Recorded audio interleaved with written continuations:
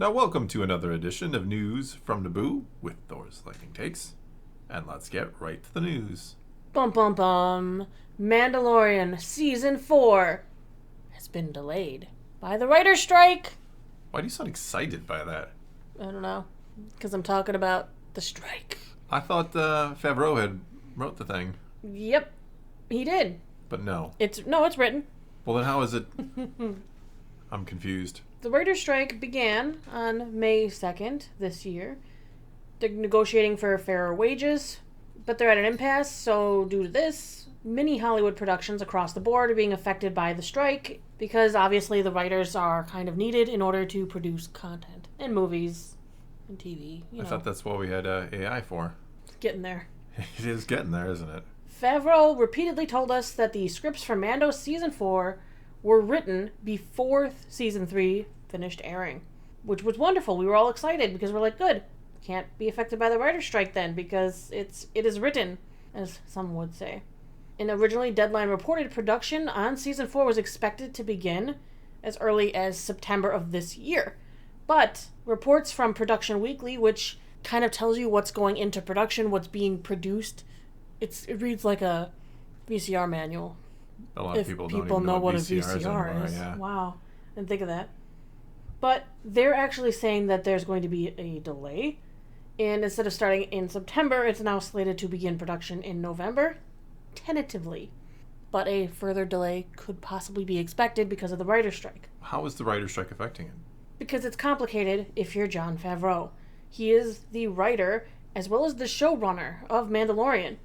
He is able to be on set as the showrunner, but there would be really strict rules about what he could and could not do. Such as the problems we've had with Tony Gilroy, that they were calling him a scab even though they couldn't prove he was doing anything in a writing capacity.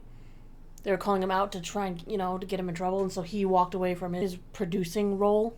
Well, the same could be said for Favreau, because as the showrunner, being on the set puts him in danger of accidentally breaking the writer's strike. Even though, he's overseeing production, if he senses that he could change things to make it better, that could cause him to break strike. But on the flip side, if he chooses to be there to do his show running duties, to observe on set, but not fulfill his writing duties, he could be sitting there stuck in a situation where he's watching things happen that he could prevent, but isn't. Doesn't this just sound silly? Yeah. Like, I can understand the writer's strike, right? Mm-hmm. But, the fact that you can't, change a line while filming, that happens all the time, I'm assuming. You hear it, you're like, and not that just just doesn't... from the writers changing the line, but a director or a showrunner. He could call out and go, let's change those. But now you could have the guild turn against you. But why? I don't know. I don't make the rules. You know what I'm saying, though? It's not like he's writing. It's not like he's sitting down and writing a script. He's changing a line or a couple lines on the fly. This isn't the same... I mean, it's not the same as writing. But what if he goes into a scene and he's not liking how it flows and he goes, okay, what we need now, because this is what happens in TV, we need you to sit down and rewrite this scene. Well, then the show has already been... He'd have to change the scene because things weren't going to flow properly for reasons. Yeah, but the script has been written, right? The script exists. Yeah. That was the intended idea behind it. Mm-hmm. Now you're filming it, you realize something is wrong, so you change the script. That's not exactly the same thing as sitting down and writing a script. The Writers Guild disagrees with you because you are the writer changing your written body of work. So they say that is violating the rules, which could get him thrown out of the guild. And then he could go back to working on Andor, so... But he falls on... He's not writing Andor. But you know what I'm saying. Yeah. Well, I was talking about Gilroy. I know. Interchangeable. In this situation, they are. I mean, what does the guild benefit a Tony Gilroy or a Jon Favreau who is... It's protection, clearly, and, it's... Protection from...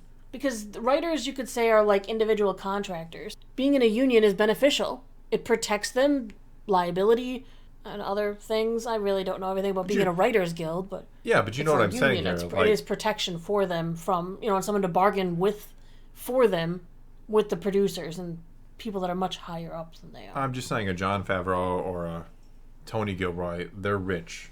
They don't need protection. They're sought after writers, producers, directors. It's kind of... Look, I understand solidarity, right? I understand you care about the people who aren't in your position. I get that, but I just kind of find it silly. It's like kind of this game that they have to play of like, well, I can't, if I change 2 lines, I'm now violating this strike that actually doesn't really have much of anything to do with me, and that doesn't impact anybody beneath me. Right, but you'll get canceled on social media, and that's it for you then.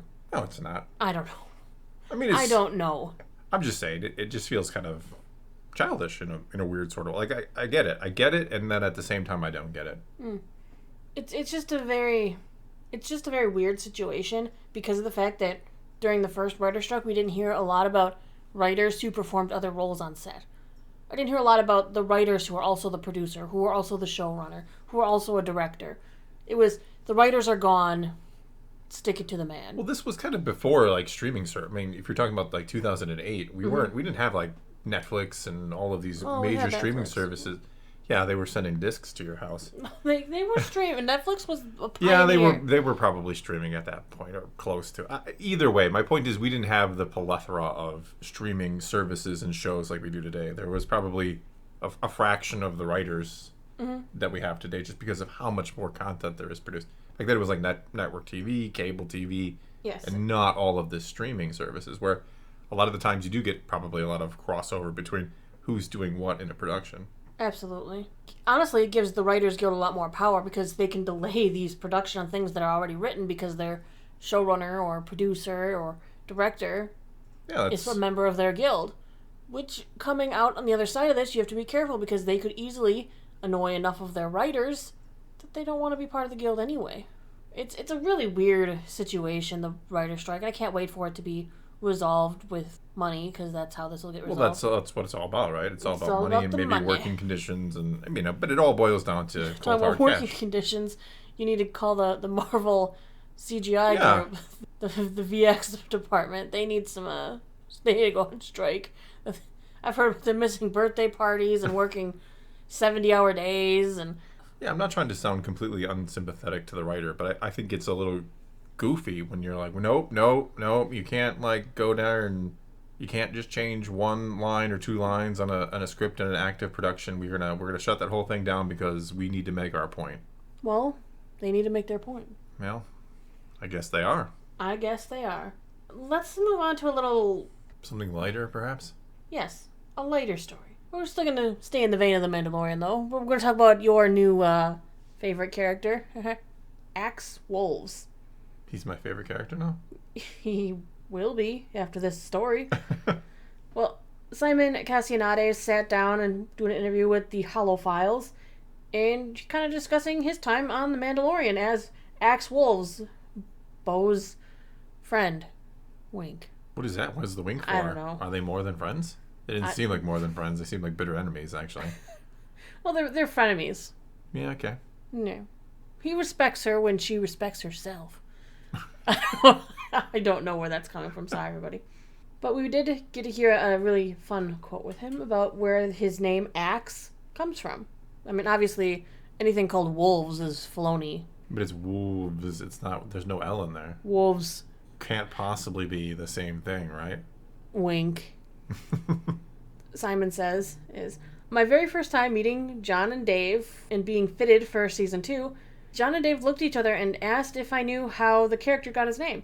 I just said it's a pretty cool name, and they said that the day George Lucas visited the set, he was sitting there and just suggested that there should be a character called Axe, quite randomly.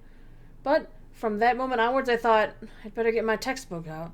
I mean, humbling, right? I mean, you're involved in something like that, and you realize the guy that conjured up this really cool name, it just adds to it all. That could be the final character George Lucas ever names in Star Wars. And he just said there should be a character called Axe. Did he just blurt it out? Was he having It's like a senior moment. I was just going to say, did he have a senior moment? He walks on set, he goes, what would be cool? There's a character named Axe. And they're like, well, I guess we can work with that. Who's that? Mandalorian, that's Mandalorian number 2? Yeah. Oh, you mean Axe. Wolves. Because I helped. Marry me to George. See? He came up with part of the name, I me the other. Did he forget for a moment he wasn't in charge? He's having flashbacks to the prequels where he just, whatever he said happens? Yes, that's probably exactly it. He kind of talks more about his character and the backstory, and that he imagines his character has a lot of empathy and was in a lot of pain. Emotional pain. Because if you look at the insignia his character wears, even on his arm, he's a part of the Night Owls, but he wears no Night Owl insignia. No emblems on his shoulders at all. Nothing special on the helmet. His character exists in a realm of his reputation on the battlefield, but where is his reputation represented? Crazy, right? I guess so, yeah. I never really thought about it as much as... I'm glad he thinks about it, though.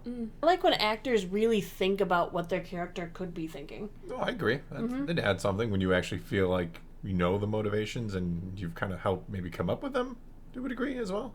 Gets you a little more vested in your character. There was some interesting online chatter that got brought into this conversation. There's online chatter about, in Chapter 24, when he's yelling, like, "For Mandalore!" during Ragnar Vizsla's, like, initiation ceremony. People online are like, maybe Ragnar, son of the late Paz Vizsla, could become Axis foundling. That seems... I don't know, something feels wrong about that. This is what Castaneda says. I've not heard anything of that, but when you hear about these fan theories, you think, wow, you know what? These are the best. I know that John is so meticulous that the positioning and choice to say that line and have that in frame and choose that frame isn't by accident. So he hinting that maybe he will be Ragnar's new daddy? They got into a fight over playing the game, so maybe this is his way of saying, I'm sorry, I tried to kill your dad once. I'll train you to take your helmet off? Yeah, that would be weird. They're from different He just got that thing put on, and now he's going to like, hey, you're on my side now. You can take that off. I think it was a lost opportunity, a missed opportunity to not have Ragnar rebaptized in his dad's helmet. Because, you know what? Mandalorians pass their armor on. Yeah. No, I agree. That was kind of weird to not mention him at all after his heroic sacrifice. At his new christening and everything? Yeah. And they didn't mention his dad, his fallen hero, Paz Vizsla, that they didn't give him his father's helmet? Maybe at least to grow into if he's not going to wear it for now? Yeah, I mean, his father's helmet armor would be pretty big on him, I'm guessing. But in time, he could bulk up a little. Well, at least the helmet. Well, sure. He might be able to fit in that. I want him the gun and everything. Go all in. And that's where we're going to have to cut you off. Why? You know why. Because that's all we got for you this time. And so now it's your turn to take to the comments below and tell us what you think of any and all of today's news. And let's talk some Star Wars. And until next time, thanks for watching.